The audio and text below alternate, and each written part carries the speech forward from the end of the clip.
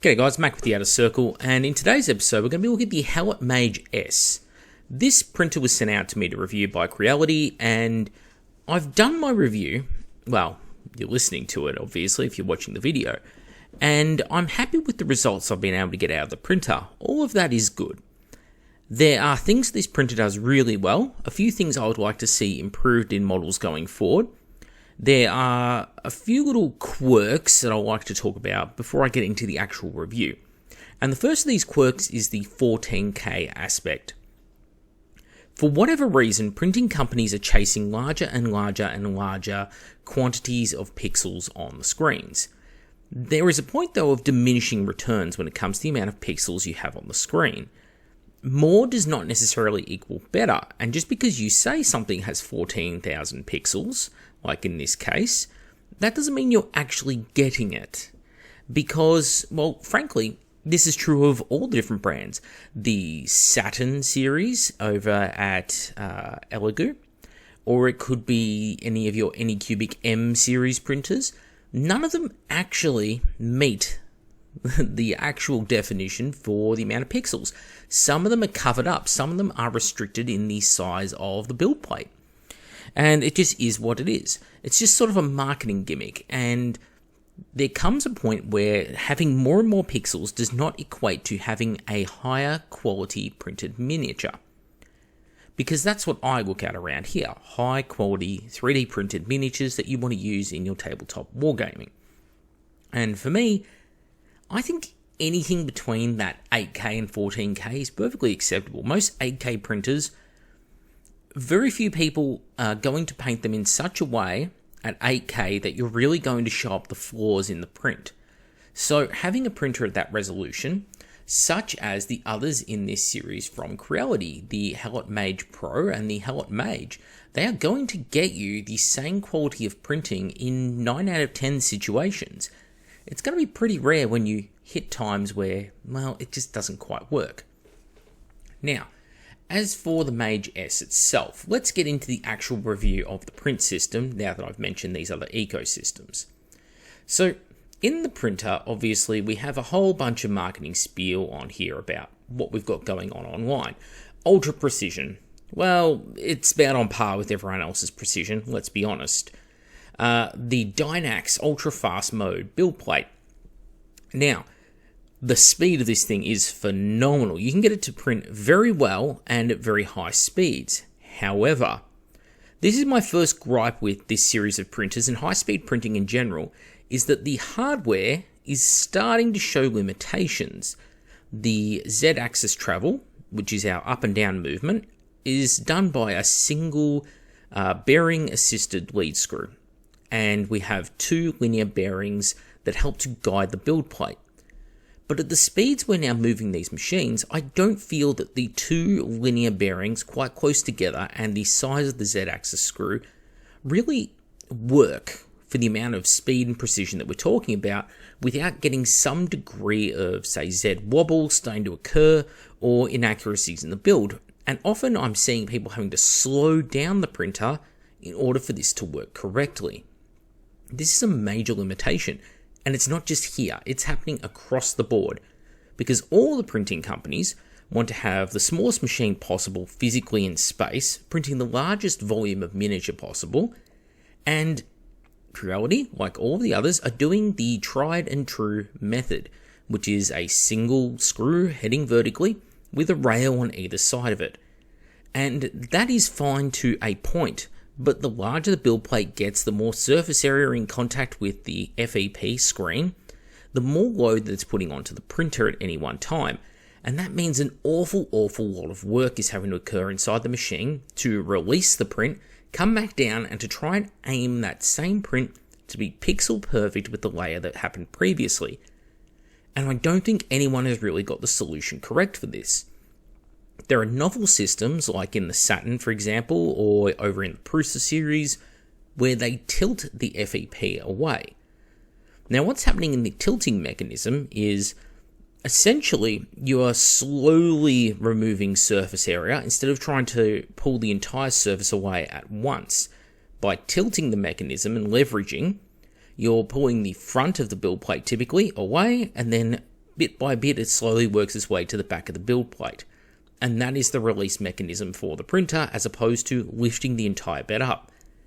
And whilst, yes, I mechanically, that is an excellent solution. But in the practicality, and this is myself talking as an engineer of 20 years experience, you end up with a whole host of other issues, because now you're relying on this additional access of software. You're relying on this mechanical part inside to perform that leveraging action, a little motor which actuates it up and down.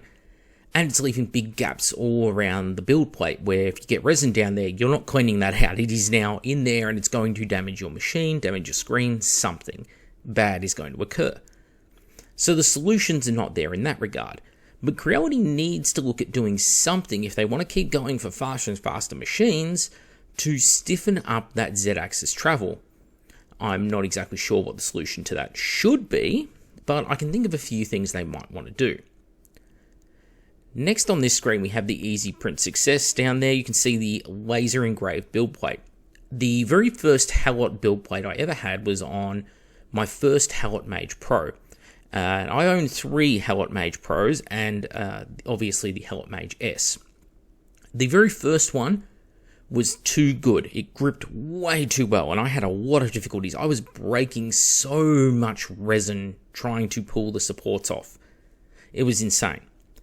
But the laser etching seems to be a lot more refined on the ones that have come later, and I'm really happy with the performance and the quality of these parts. It's working perfectly.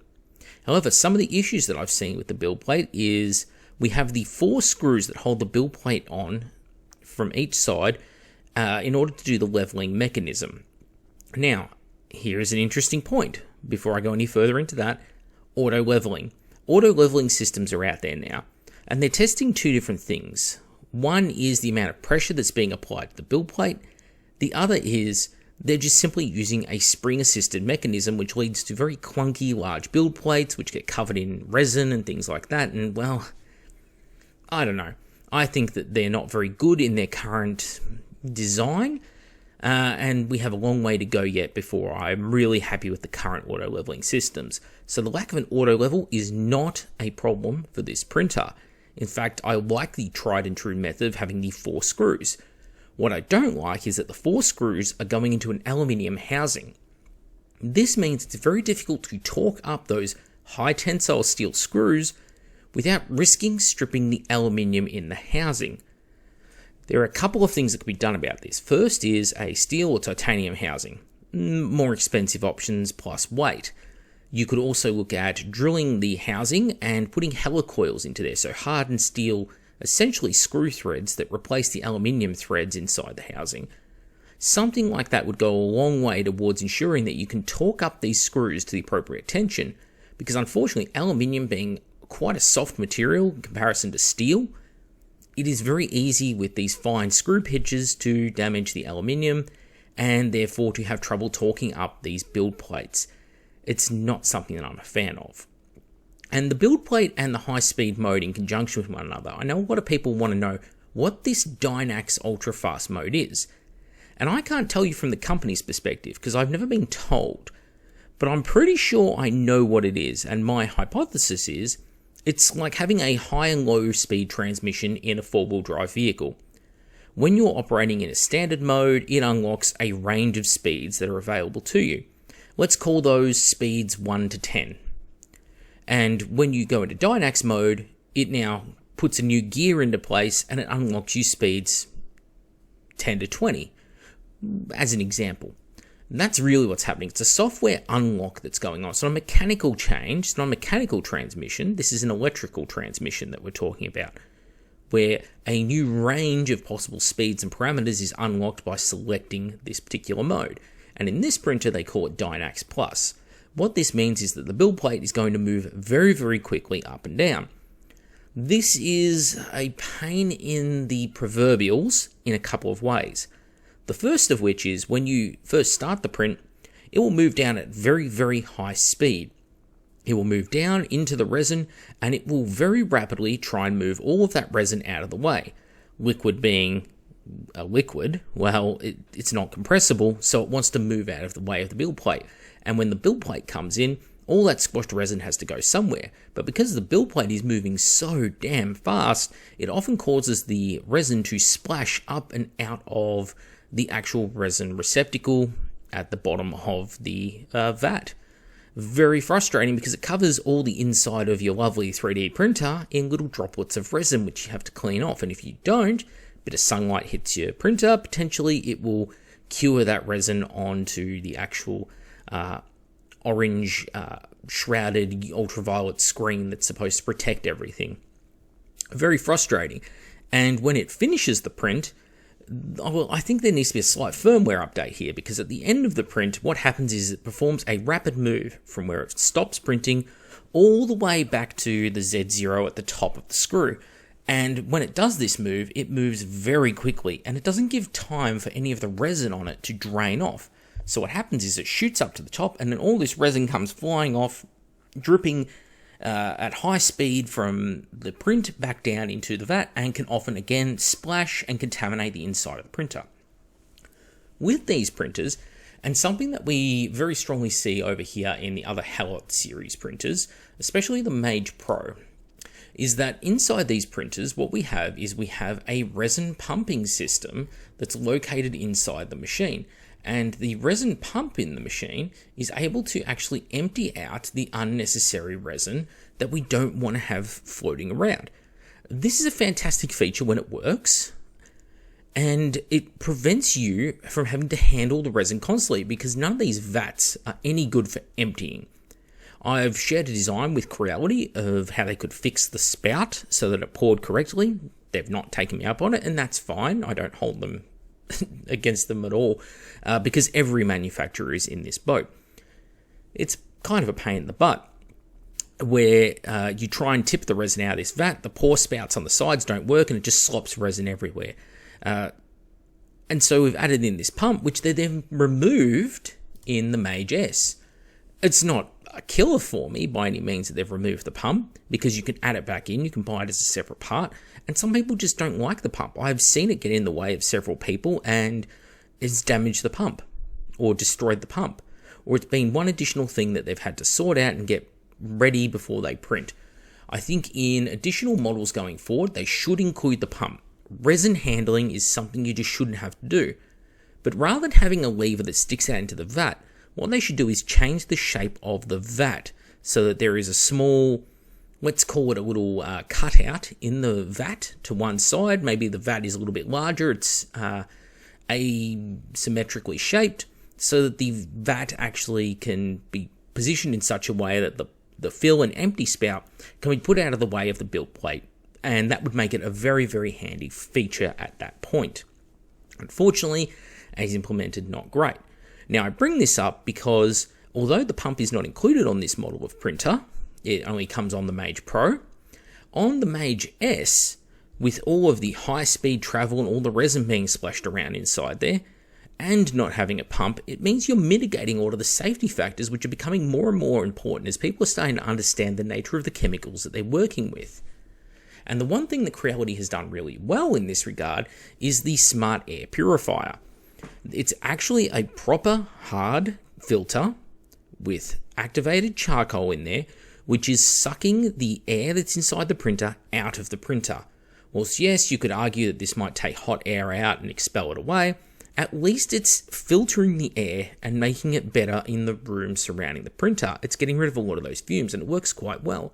And not only that, they've supplied a hose with the printer that plugs onto the end of this and is able to then be directed somewhere else or attached to another hose and take it outside. I've built or assembled the parts for a ventilation system that this can be plumbed into at my own house, so when I'm running multiple printers at once, I can expel all of those fumes to the outside atmosphere through filtration systems. Great, but where these printers fall down is there is nothing to tell you that the filter has been saturated with material, because all filters have what they call saturation limit, which is the point at which the filter has had so many fumes go through it, it can no longer actually perform those filtering duties. Essentially, the chemical's slipping through the cracks now in the filter. It's unable to actually purify the air anymore. It's taken the maximum amount of resin out that it can, and now whatever resin is left floating around, well, it's just there to deal with.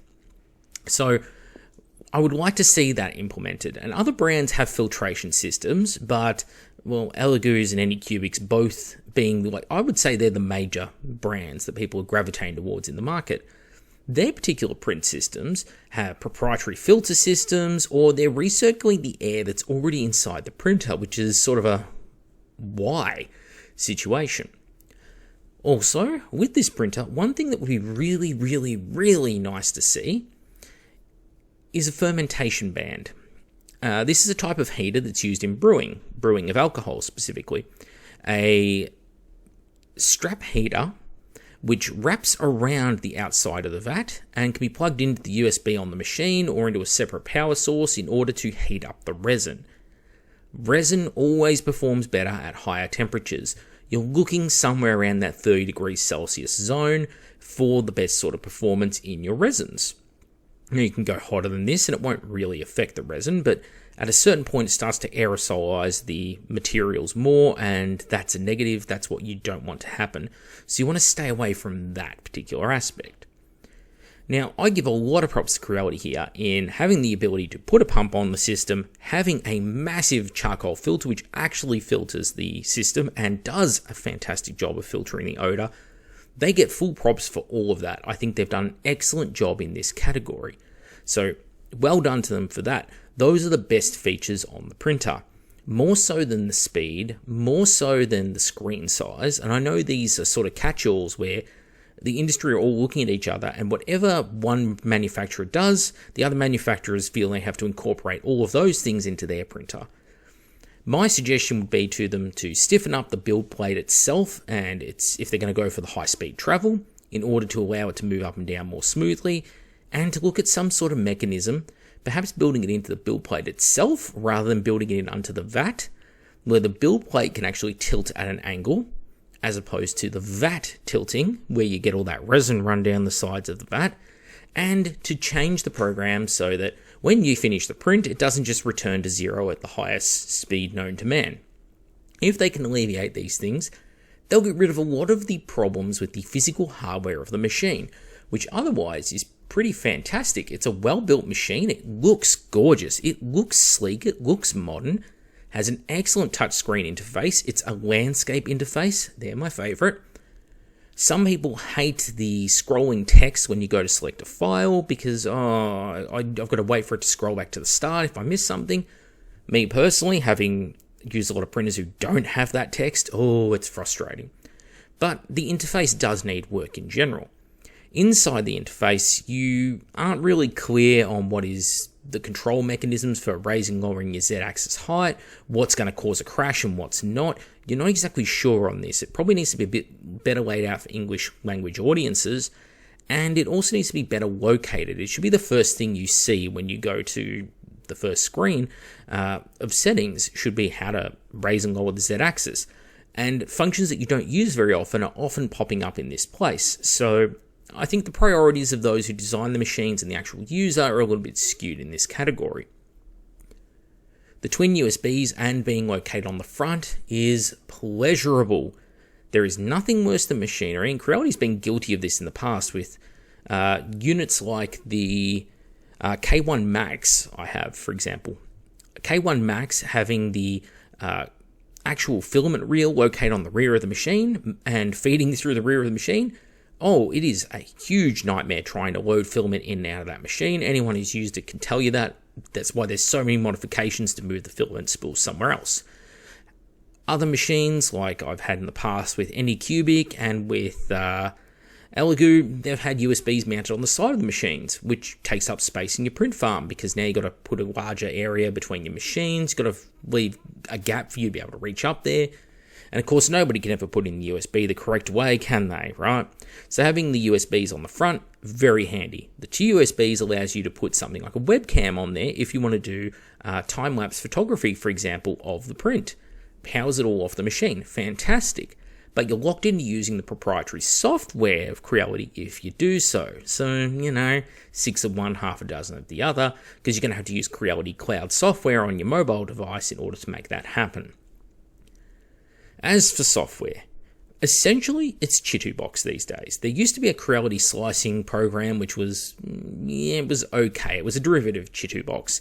Now they've just stuff it. Let's just use Chitubox. They provide you with a license straight off the bat, and it's good slicing software. Obviously, Lychee's sort of the gold standard for doing your own slicing, but out of the box, it's great. But what I would like to see is these companies do detailed breakdowns. I did a 3D printing for Wargaming 101 video a few years back now, or probably a year back now. And in that I spoke about these are the things that are happening when you put supports on your models. Here's where the pressure is being applied. This is what causes the misprints. The companies themselves need to start doing this because people just hit the auto function when it comes to supporting. Or they just import a model in there and they just go, yep, it'll be fine. And it's not always fine. I'm a strong advocate, even when I create my own 3D files, of learning to slice these things for yourself. Yes, you can use the auto function, but you need to know what way to orient the materials, what way to make the models face so that they print the most successfully every time, instead of setting yourself up for failure or requiring far more supports than it needs. The company itself, they have some responsibility in this area for making this happen. And unfortunately, I don't feel that they've really hit the nail on the head yet. In fact, no one has. Nobody is doing really good masterclasses with these printers. A video even that comes on the USB from factory that says, when you're slicing a model, a miniature, that you want to print, this is the way you should orient it. This is how the overlaps and the overhangs will work. This is the size of each layer that you want to be aiming for if you want a certain level of quality. All of that should be information that is taught. We're still in the early days of adoption for this technology. We're on, I call this sort of the third generation of 3D printing. Maybe the fourth generation, it could be argued, right now. And I don't think we're going to see a lot of revolution in this generation or the one after it. I think it'll be another big jump in the evolutionary stage after that generation. We're sort of in that marking time period, as it were. And I would love to see more information given to the average person so they don't go into printing forums asking really, really simple, basic questions because they don't understand the fundamentals of what they're doing. All of these videos that you see online produced by these companies essentially show people just, you pick up a printer and then straight out of the box, just use our resin, pour it in, don't even sit there, don't heat it up, don't worry about the room temperature. Put your models, just grab them off Thingiverse, they'll all work. There's never any issues with the models that you download from online and errors and problems with those, and then just hit the go button and it'll all work out. Unfortunately, it doesn't. And so the software side of things and the user functionality side of things, that's where a big improvement needs to be made.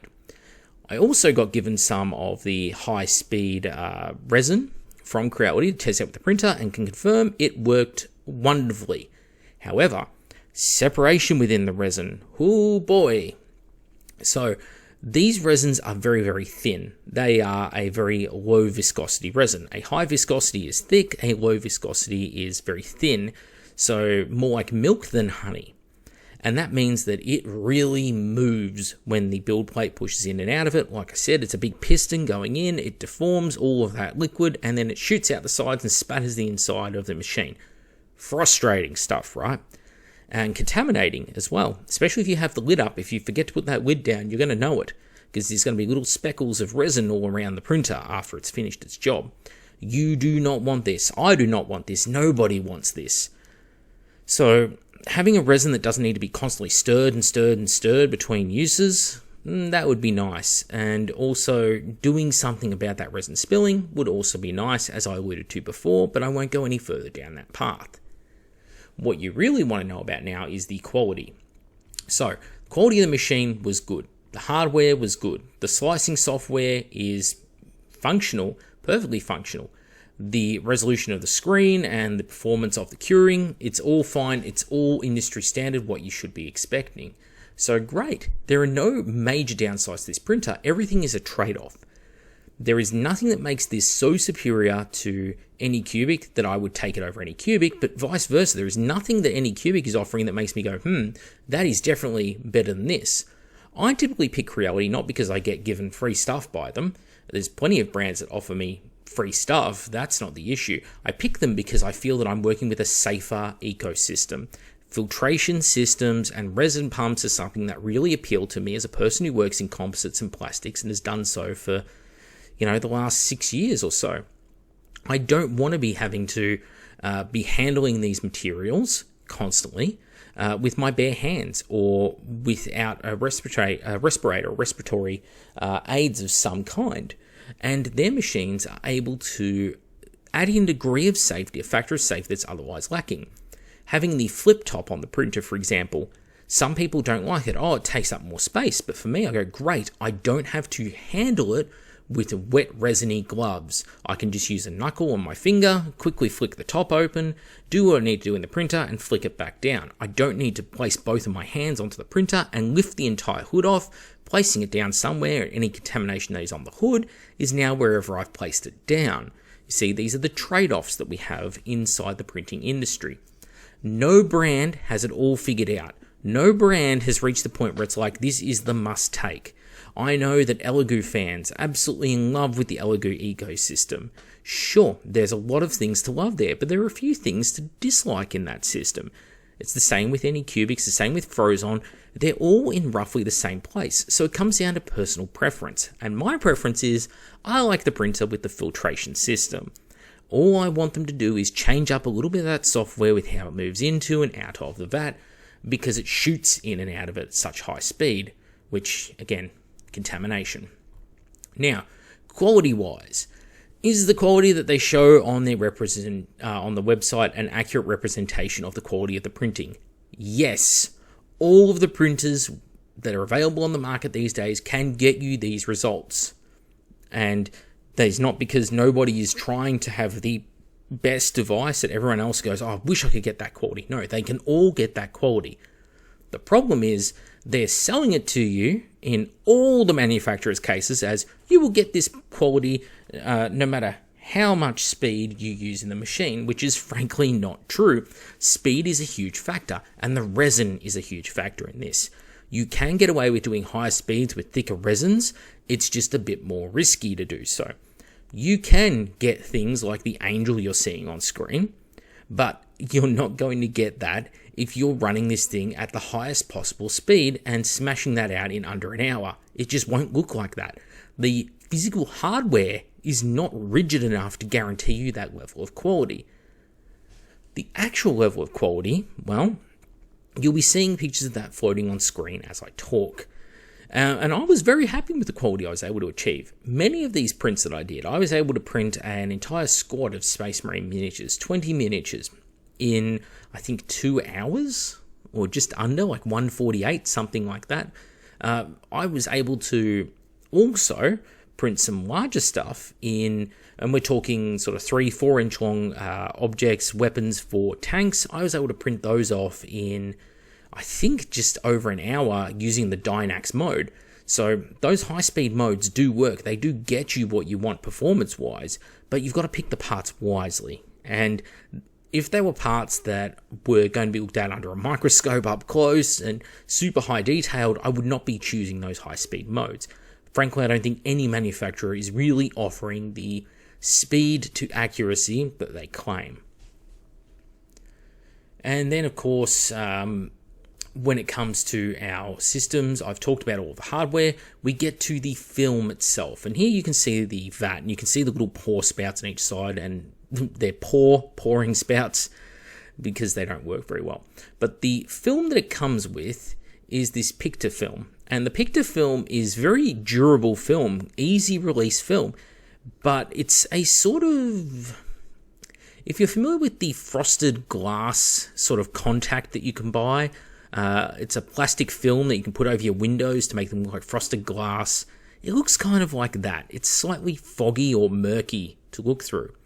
Because it's slightly foggy or murky, what happens is you have a particular film that when the light hits it, that's supposed to cure the resin, it gets diffused ever so slightly. Instead of coming through as sharp, crisp beams, it's just a little bit misty now. And a little bit blurrier, and you lose some of that crisper detail. Now, this isn't a problem if you're printing out Space Marines and things like that, and you can still print gorgeous miniatures with this particular printer. But the whole 14K printer versus the 8K printer, yeah, it kind of gets done a disservice when you have that film in the way. I like the film though, and I'll continue using it because I like the easier release of it. I think it's a durable film, and I enjoy the results that it gets for the type of work I'm doing. But for people who want to have slower speed printing with very, very high accuracy, they need to swap the supplied film for an FEP film. There is one that is given to you free in the box when you purchase the printer, so good on them for that. But it is, again, a limitation where you're not going to get the full performance of the hardware, and it's not told to you out of the box. This is not a Creality-only problem, but it's on this printer, so I have to address it. And overall, now, the laser etching on the build plate works excellent.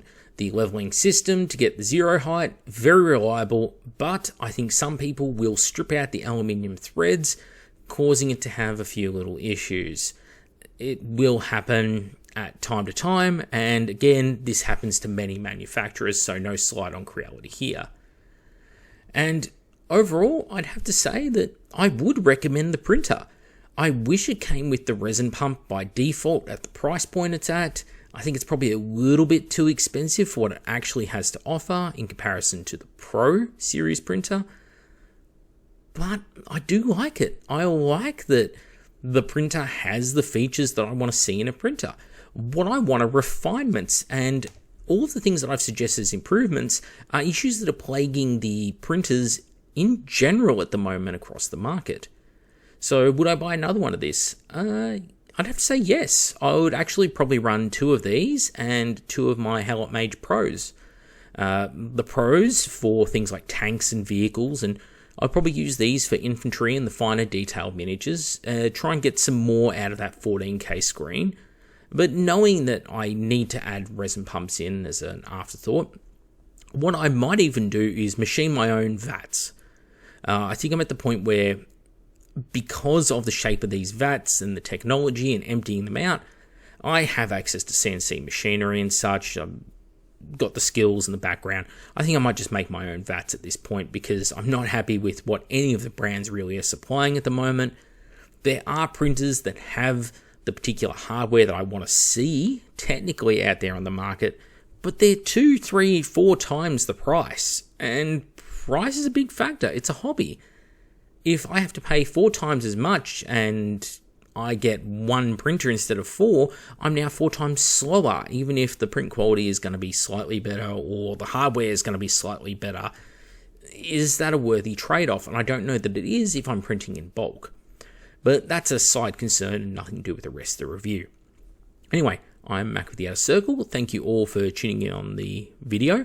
Obviously, my final thought is, yes, it's worth buying this printer, I think. Would I buy it over the competition? Well, that's up to you to decide what actually suits you. For me, safety is my biggest consideration, and I like the speed within reason.